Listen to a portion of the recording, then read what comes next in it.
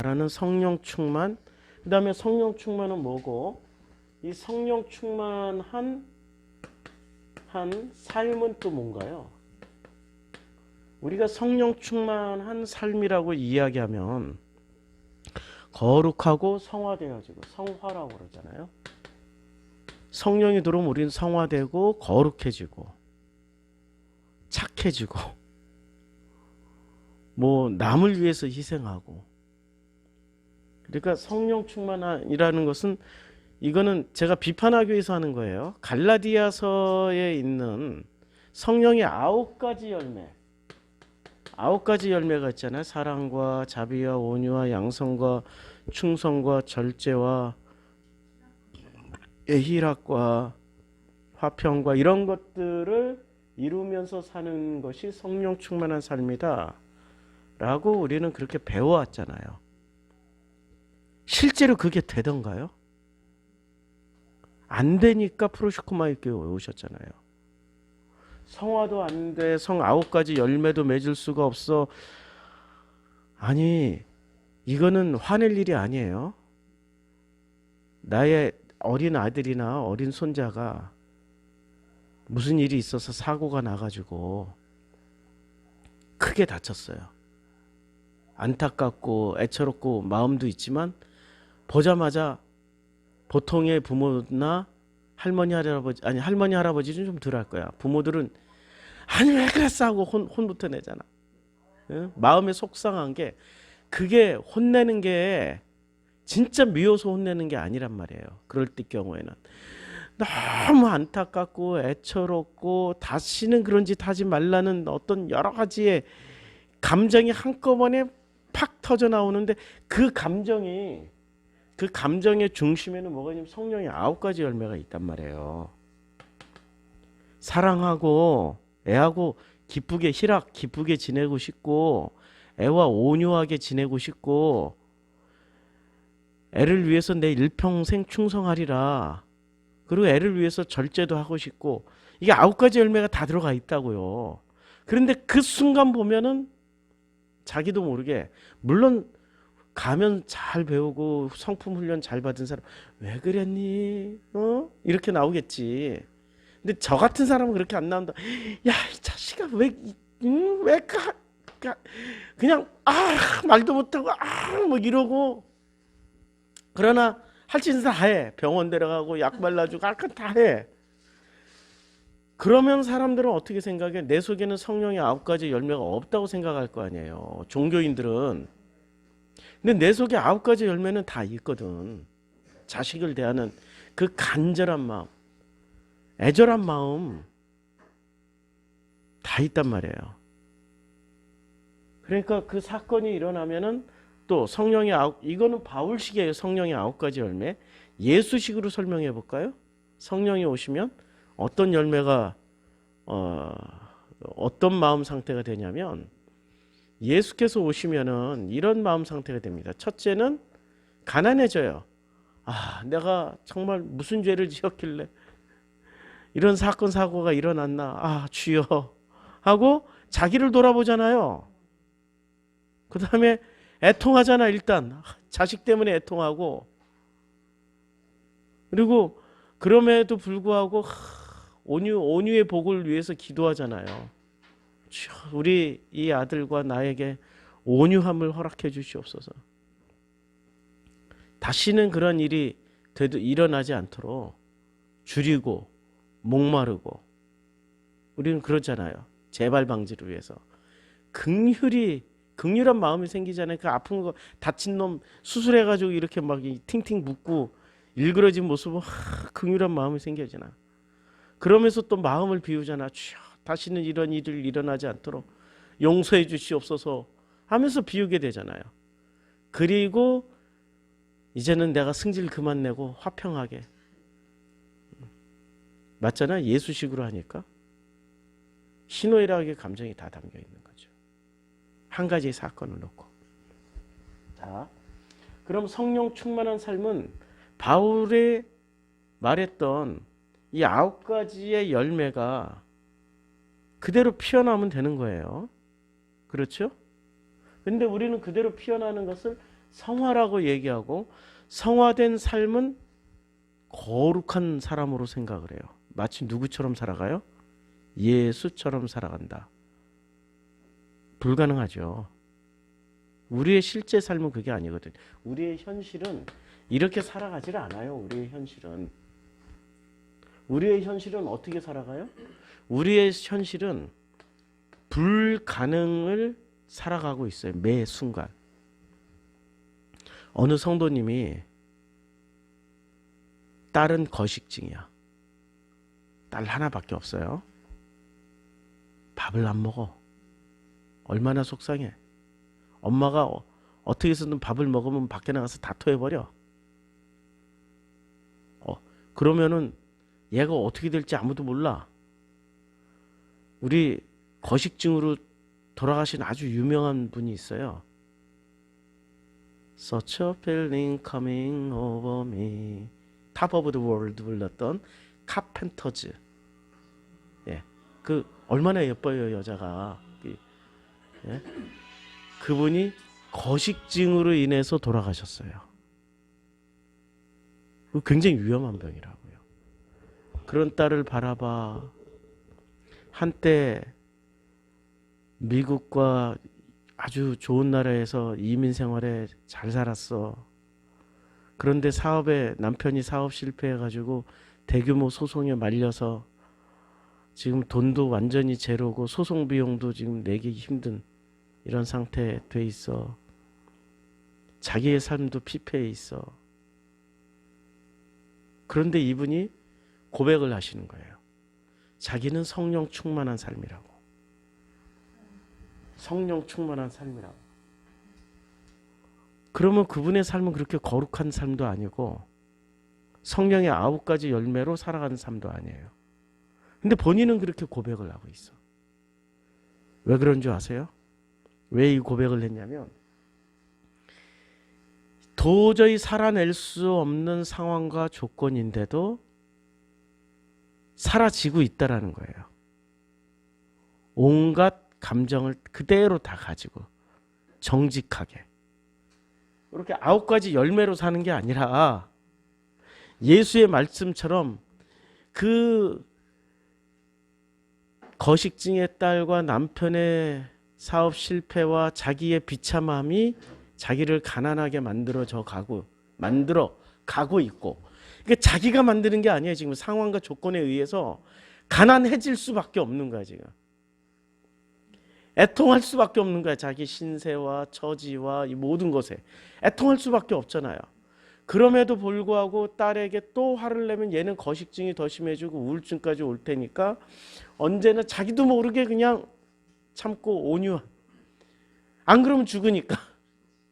남편한테도 뭐라고 얘기를 할 수가 없고 온유함을 어거지라도 취해서라도 살아야 되는, 그렇게 살아치고 있는 거예요 지금. 여하튼 자기 본성대로 안 살고, 그래서 더더욱 이 복음에 줄이고 목마르게 되는 거예요.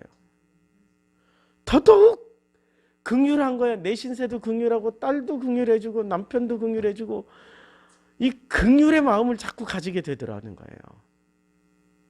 그러다 보니 어느 순간 자기도 모르게 마음이 자꾸 청결해지고 있다라는 것을 체험하게 되니까 이제는, 그전엔 딸이 죽도록 미웠는데, 남편이 죽도록 미웠는데, 아니 그렇게 자기를 만든 이 배신한 놈들, 사업에 배신한 죽도록 미웠는데 어느 순간 그들이 용서가 되더라는 거야. 화평은 용서가 되면 되는 거 아니에요.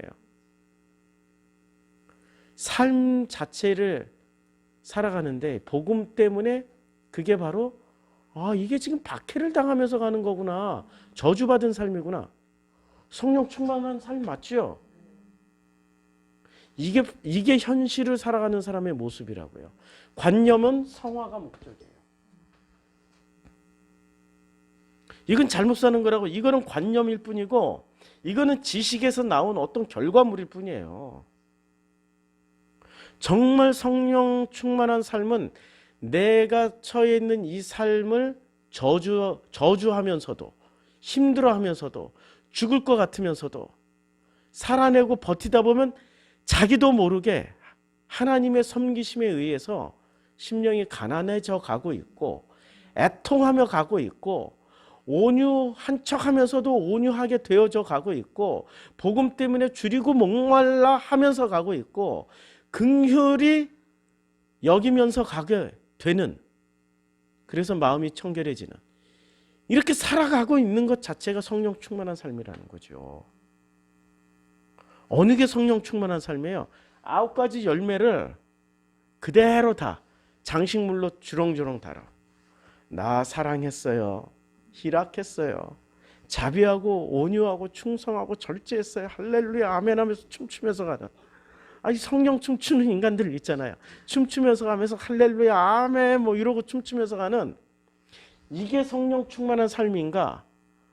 정말로 죽도록 힘들고 고통스럽고 어려우면서도 아멘 살게 만드시는 분이 아버지시고 이 고난 가운데서도 살아내게 하시는 분이 하나님의 은혜이고, 그게 바로 성령 충만함. 한마디로 말해서 성령 충만하니까 살아가지, 성령 충만이 쑥 빠지면 어떻게 되겠어요? 그런 상황에서 죽어요. 그치요? 성령 충만하니까 살아가게 되는 거잖아요. 맞죠? 우리는 성령 충만이라는 단어, 이것을 너무나도 너무나도 오해를 해요. 자기를 피워낸다. 자기를 피워낸다. 무슨 자기를 꽃 피운다. 이럴 때 사람들은 어떤 생각을 할까요? 성화를 생각할까요? 진짜 지금 여기서 말한 예수님이 말씀하신 성령 충만한 삶을 사는 것을 목표로 삼을까요? 자기를 피워낸다가 성화가 목표죠. 인간은 자기 관념으로 이해를 해요. 그게 진짜 위험한 거예요. 관념에서 벗어나게끔 가르치는 선생이 좋은 선생이란 말이에요. 예수가 그렇게 가르치신 분이셨고요. 바리새라는 관념 덩어리, 유대교라는 관념 덩어리에 정면 도전장을 내고 너희들이 섬기고 있었던 그 진리라고 생각했던 그 애비는, 그 신은, 너희 조상은 마귀야. 왜냐하면 관념이니까. 현실을 보지 못하고 현실을 살게 하지 않고 성화라는 어떤 기준치를 가지고 그 레벨 속에 들어가려고 죽기 살기로 시험 공부하고 있는 수험생들이야. 그게 예수님 말씀이 요약이잖아요. 그런데 주님은 아주 깔끔하게 정리해 주셨어요. 성령 충만을 살아가는 거예요. 그래서 제자들의 모습을 보라고요. 마가의 다락방 오순절날 성령을 받은 제자들의 모습이, 제자들이 살아가는 모습이 바울이 얘기했던 9가지 열매를 맺으면서 살아갑니까? 아니면 예수님이 말씀하셨던 성령 충만한 삶을 살아갑니까? 그렇죠. 거기에 우리는 어떤 식의 그 고정관념, 관념을 가지고 있냐면, 이러면은 성령 충만이라고 생각해요. 말끝마다 하나님이 하셨습니다. 감사합니다. 주님이 나를 이렇게 절제시키고 온유하게 하셨습니다. 할렐루야 아멘. 이러고 가면은 성령 충만한 삶이라고 생각했는데, 이분들은 복음 하나 때문에 죽지 못하고 살아가면서 죽기 살기로 전했던 분들이세요. 복음 하나 때문에, 복음 하나 가진 것 때문에 온갖 박해와 고통과 죽음의 위기를 피하면서 도망다니면서 살아내셨던 분들이더라고요. 복음에, 여기 의가 복음이잖아요. 복음에 줄이고 목말라서 아직도 성령 충만을 받았는데, 성령을 받았는데도 불구하고 복음에 줄이고 목마르고 본인들도 목마르고 목마른 자들을 찾아다녔고 그랬던 분들이라고요. 우리는 성령 충만을 하나의 어떤 그 완성본으로 생각해요. 성령 받으면 완성됐다. 이게 구원파라고요. 아니고 성령 충만 받으면 그때부터 그 삶을 어떻게든 살아내면서 자기 하나님과 나와의 관계 속에서 이루어지는 것들을 증거하다가는 거죠. 근데 증거가 입으로 하는 게 아니라고요. 삶을 살아내는 것 자체가 증거라고요. 그러니 호세아를 보세요. 호세아가 성령 충만한 것처럼 보여요? 성령 없는 것처럼 보여요? 성령 충만한 것처럼 보이는 거죠. 아니, 성령 충만한 거죠. 왜? 살아내잖아. 그 고멜과 같은 마누라를 못 버리고 살아내잖아. 그게 성령 충만이라고. 아니, 선지자가 성령 충만 안 한 상태에서 어떻게 복음을 전했겠어요? 호세아 선지자가. 예레미야를 보시면 예레미야가 성화된 모습을 보여줘요? 아모스가 성화된 모습을 보여줘요? 아모스는 말 함부로 했어요. 그런데 살아내고 있잖아요. 그게 성령 충만이라고요. 요나를 보세요. 거기에 어디 성령 충만이라고 단 한마디라도 붙일 수 있겠냐고. 도망 다니고 비겁하게. 이게 잎사귀 하나 없애버렸더니 또 컴플레인 막 불평불만 터뜨리고. 하나님 눈으로 보면, 예수의 눈으로 보면 그가 성령 충만이에요. 그렇게 그러면서도 살아가고 있는 게 성령 충만이라고요. 우리의 뇌 구조가 바뀌지 않으면은 끝까지 종교인들은, 기독교인들은 관념을 추구해요. 현실, 팩트, 살아있는 나의 과정을 즐기지 못하고 끝까지 관념, 어떤 목표 설정해놓고 죽도록 그 표대를 향해서 달려가는 삶을 살다가 인생 마무리져요. 인생 땡 종쳐요. 얼마나 허무하겠어요. 달려갔는데 아직도 목표치가 무지개처럼 저 앞에 조만큼 남아있고 달려간 만큼 도망가잖아요. 무지개는. 관념의 삶이라는 건, 관념의 삶은 결국에는 종교인을 양산하고 종교인들로 하여금 허물을 쫓게 만들어요. 복음은 나라는 인간을 통해서 하나님의 능력을 체험하는 거잖아요.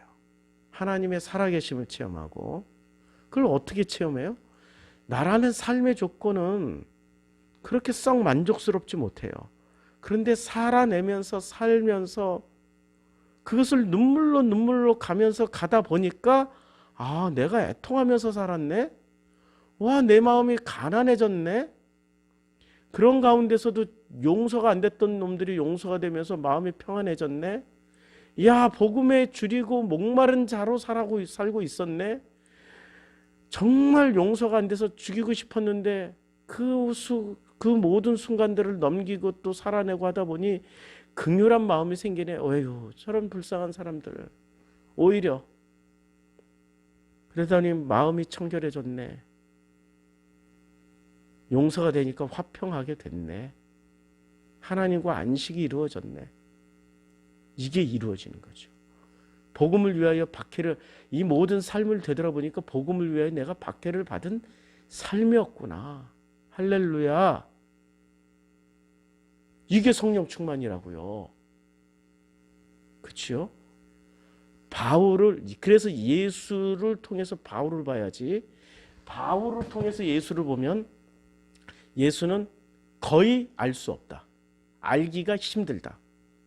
어쩌면 불가능하다. 예수의 관념은 알 수 있어요.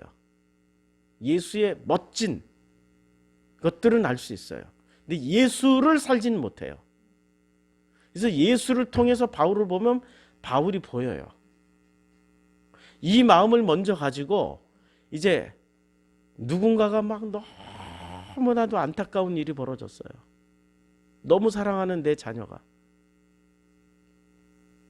막 사고가 나가지고 얼굴은 흉하게 됐고 얘가 장애인이 되는 거 아니야. 그럼 막 부들부들 떨려. 너무너무 사랑하는 내 딸이나 내 아들이, 특히 딸이 막 얼굴이 이렇게 되면 저 시집이나 갈 수 있을까 하는 이런 상황에서 우리는 보통의 부모들 같으면은 막 눈물을 흘리면서 이렇게 하죠. 근데 아예 그렇게 많이 다치면 괜찮아. 근데 적당히 다치잖아요. 그럼 뭐부터 나와요? 화부터 나. 얘가 크게 무슨 망가지지 않을 거야. 화부터 나. 왜 그랬어? 막 이러고. 근데 왜 그랬어? 하면서 화부터 내거나 또 많이 망가진 우리 자녀들을 볼 때 또 일어나는 그 모든 마음 상태가 성화냐고. 겉으로 보기엔 성화가 아니잖아요. 성령의 9가지 열매도 아니잖아요. 그런데 그 마음을 들여다보면 어떤 상태예요? 예수의 그 마음, 예수를 살고 있잖아요. 그 시각으로 보면 내 마음 안에 뭐가 담겨 있어요? 사랑이 담겨 있고, 양선이 담겨 있고, 온유와 오래 참음과 인내와 절제와 화평함과 충성함과, 자녀에 대한 충성함과 온유한 마음이 다 담겨 있는 상태라고요. 그러면 바울을 통해서 예수를 알면 왜 절대 못 보냐? 바울은 뭐를 보여줘요? 바울은 끝까지 사람들에게 뭐를 보여줘요? 행위를 보여줘요. 나를 본받아라 했잖아. 나를 따르라 했잖아. 아니 예수를 본받아라, 예수를 따르라고 그래야지. 왜 지를 본받으라고 그래? 바울이 보여준 건 끝까지 행위고, 예수는 끝까지 그 마음을 살으라고 말씀하시는 분이시고. 그러니까 바울을 통해서 예수를 따라가면은, 예수를 읽어내면 못 읽어낸다는 말씀이죠. 예수를 통해서 바울을 읽게 되면 바울을 품게 돼요. 그런 행위를 품게 된다고요. 어느 게 커요? 예수가 훨씬 커죠. 바울은 목표 설정을 잘못했어요. 예수를 살아내라고 말씀을 해야 되는데 죽기까지. 뭐 하긴 오죽 답답했으면 나를 본받으라고 얘기를 했을까? 오죽 답답했으면. 그 마음도 이해를 하긴 하는데 하지 말아야 될 말을 했지. 예수를 살아내라고, 예수를 살으라고 그래야 되는 거죠. 이제 성령 충만함이 뭔지 아셨죠? 개념 전환이 돼야 되는 거죠. 뇌 구조가 바뀌어야 됩니다.